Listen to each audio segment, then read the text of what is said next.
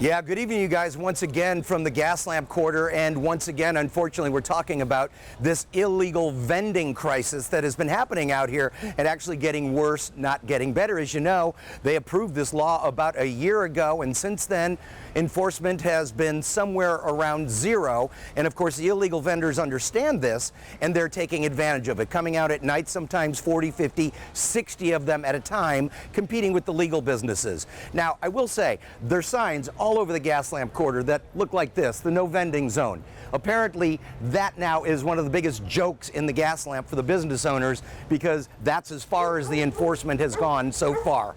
Take a look, a lot of very unhappy people, not only here in the Gaslamp, but at the beach communities as well.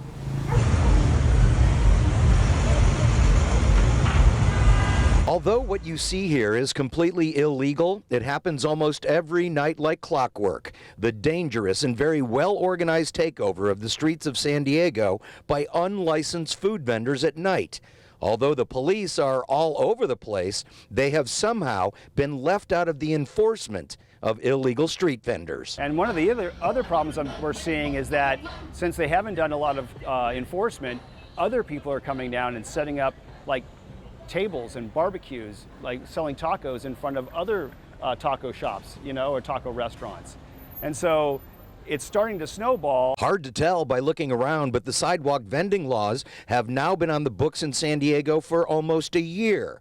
For several years, City Hall refused to approve any kind of vending law. Now they refuse to enforce the laws they have approved, even after the mayor promised legitimate business owners last week that a major crackdown was going to happen immediately. Pretty much on Friday, the police were involved. They were telling them to leave. But it didn't help as much because they were going from corner to another, corner to another, and it wasn't enough enforcement for them to be completely out. The life of an illegal street vendor has been well documented over the years in San Diego. Everything from knife fights between rival hot dog vendors to exploding hot dog carts. An illegal and dangerous fire hazard, to be sure, but the fire marshal has also not been involved. So it's not only the police department.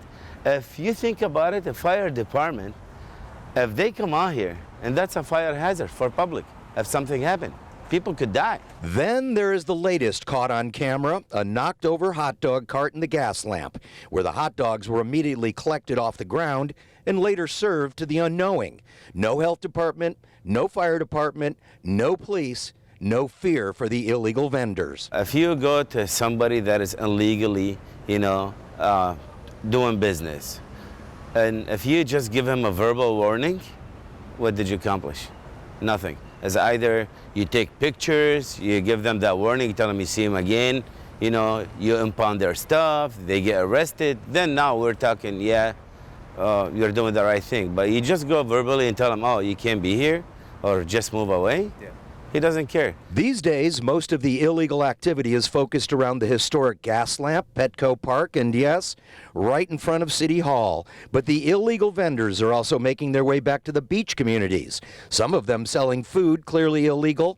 Others are selling artwork and other things that may or may not be legal under the First Amendment of the Constitution. There's still some issues around enforcement and making sure that everyone's playing by the rules. Sometimes you'll see a street cart in the middle of the boardwalk and you just, you got to wonder, what are these people thinking?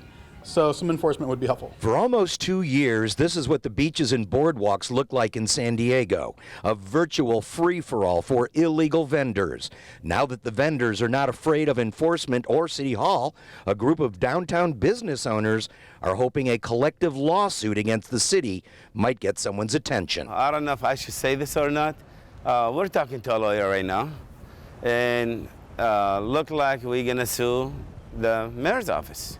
I think that's the best option. Maybe we'll have the mayor get involved more and wake up to what he has done for the past 3 years. Dan Plant, KUSI News.